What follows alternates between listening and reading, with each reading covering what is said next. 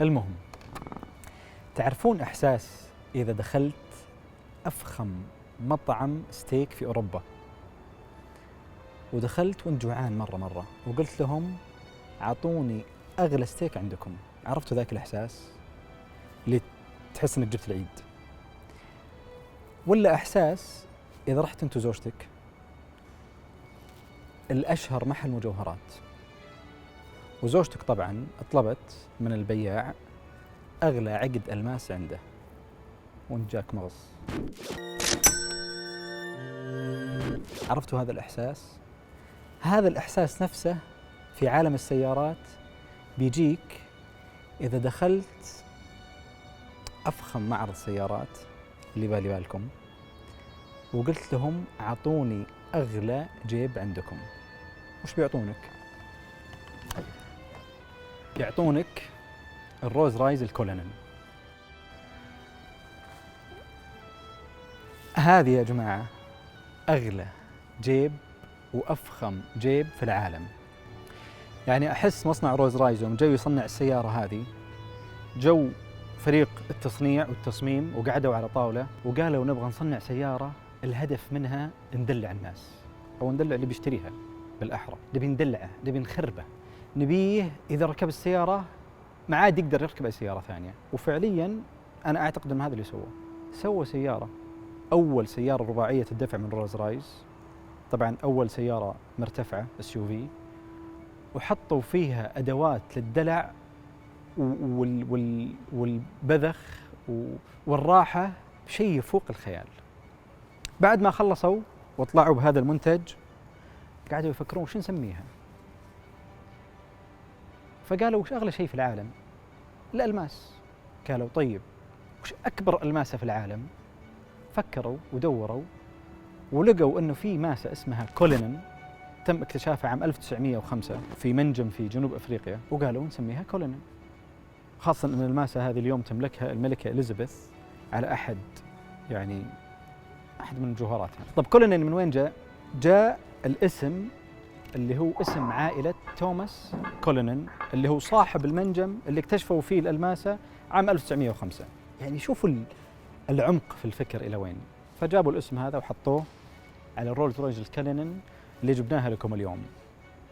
السيارة هذه من زمان موجودة في السوق، لها أكثر من سنتين وكثير ناس تكلموا عنها، بس وشفت أنا كثير ناس تتكلم عنها، بس للأسف عندي قناعة وأتوقع تتفقون معي أن كثير مننا ما يعرف نص أو حتى ربع مزايا سيارته. وفرصة نجيب السيارة هذه ونوريكم وش المواصفات وبعض التفاصيل اللي فيها، مع أن المخرج ضاغطني قال لي نبغى نسوي الفيديو ب5 دقائق، فنحاول نختصر قدر المستطاع. أول شيء التصميم، زي ما أنتم شايفين مستوحى من الفانتوم الكبيرة، يعني لما تجي السيارة من الوجه يمكن صعب تفرق بينها وبين الفانتوم. السيارة كفئة تجي ما بين الرولز رويس الجوست فوقه وتحت الفانتوم، فوجهيتها مرة قريبة من الفانتوم. تصميمها من برا الناس اختلفوا عليه في البداية، بس أنا أشوفه يعني في الشارع ما حد يختلف عليه. من الأشياء الجميلة في رولز رويس أنهم حافظوا على عراقة السيارة وتصاميمها، فالوجهية ما تقدر تضيع أنها رولز رويس، علامتهم الجميلة اللي إذا وقفت وخايف أحد يسرقها تقفل السيارة وتختفي العلامة. خلونا نوريكم جمال السيارة والمواصفات اللي بعض مواصفاتها من جوا. أول شيء تلاحظ أن رجولك تجي على كمية فرو في السجاد الأرضي، دلع مو طبيعي. من أحلى الأشياء في كولينن أو في الرولز رايز أنك تقدر تختار أي شيء في الداخلية وفي الخارجية على مزاجك. الخارجية لحالها عندهم الظاهر فوق 40,000 لون، والداخلية تقدر تختار الخشب اللي تبيه، الجلد اللي تبيه، الستيتش الخياطة اللي تبيها، البايبنج هذه اللي تبيها، السقف، يعني تحتار. من الأشياء اللي فيها دلع، إذا ركبت ما يحتاج تسكر الباب، بس تضغط هذا الزر ويسحب لك الباب، وعندك زر هنا على اليمين للباب اللي على اليمين. نظام التشغيل من هنا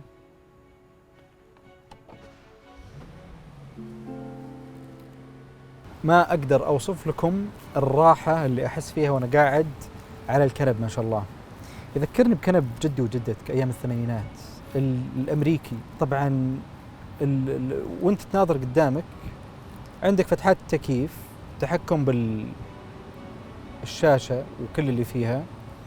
الشيء الحلو في الموضوع نظام التحكم بحرارة التكييف وبرودته، خلوها بطريقة قديمة، ما في درجة حرارة زي أغلب السيارات الجديدة، لا، أحمر وأزرق. تبريد وتدفئة السيارة من هنا، أو المقاعد الأمامية، تدفئة الدركسون أو المقود. من الأشياء الحلوة حاطين لك هنا 8 أزرار. أي شيء في السيارة تبي تفتح مثلا الخريطة، تقدر تبرمج رقم 3 على فتح الخريطة ويفتح لك الخريطة.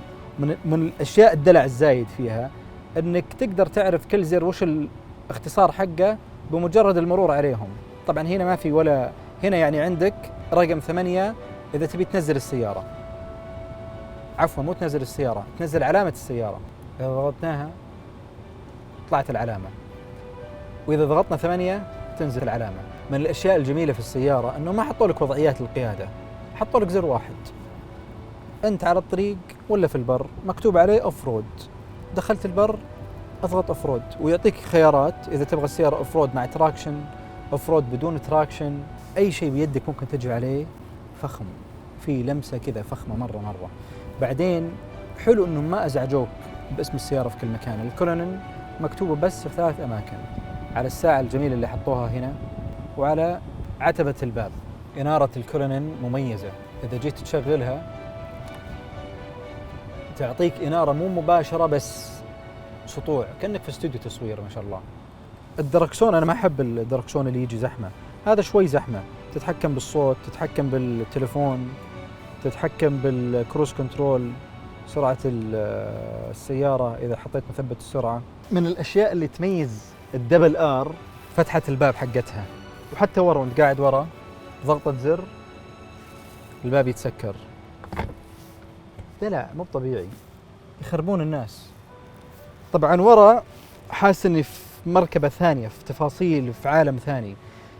السيارة قدامك كرسي، بس فعليا انت قدامك طاولة، والزر الثاني يطلع لك الشاشة. الشاشة هذه تقدر تتحكم فيها بأي شيء في السيارة، بالضبط نفس الشاشة اللي قدامي.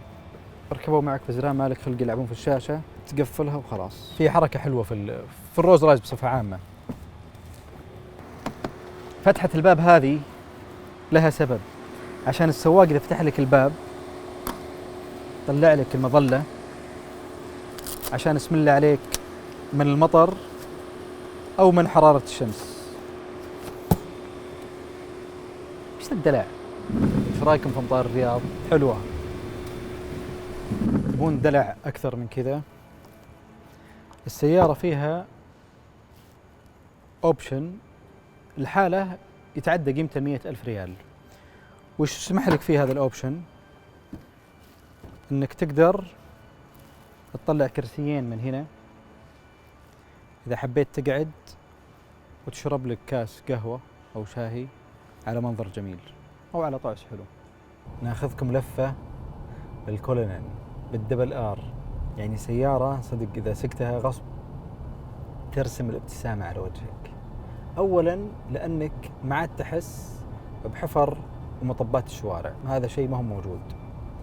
ثانياً ما شاء الله مكيفها يبرد الخاطر، بس فيها عيب السيارة صراحة. مين اللي ممكن يشتري هذه السيارة؟ السيارة يشتريها شخص غير أنها فلوسه مرة كثيرة ما شاء الله، شخص ما يهمه قديش ممكن الناس تلتفت عليه في الشارع، لأن السيارة ملفتة بشكل مو طبيعي في الشارع ما شاء الله.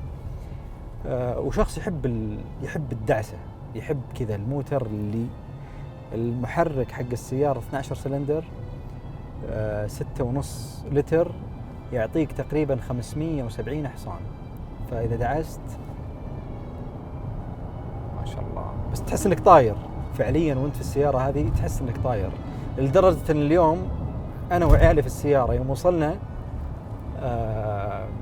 زوجتي تقول لبنتي، تقول نسيتي اغراضك في الطيارة. والله العظيم صار بعدين قالت لا صح في السيارة، اشتقنا لكلمة الطيارة. فالسيارة تعطيك إحساس فعليا أنك في الطيارة. كولينن أو الروز رايز بصفة عامة والبوغاتي سيارتين فيهم عيب كبير. وش هالعيب؟ أنك إذا ركبت السيارتين وسكتها واستخدمتها الفترة ما عاد يعجبك أي شيء، تخربك خلاص، تخرب أخلاقك. تروح تركب بنتلي، تركب وش ما تركب أي شيء تركبه ما عاد يعجبك. من قوة الراحة اللي فيها والفخامة والدلع، تسكر لك الباب، تسوي لك مساج، باقي تروشك وتنشفك وتقول لك راح نام. شكرا روز رايز السعودية على التجربة الجميلة. والسيارة هذه صراحة ما لها حل. صدق لا قال لك أغلى جيب في العالم، هذا فعليا أغلى جيب في العالم ويستاهل.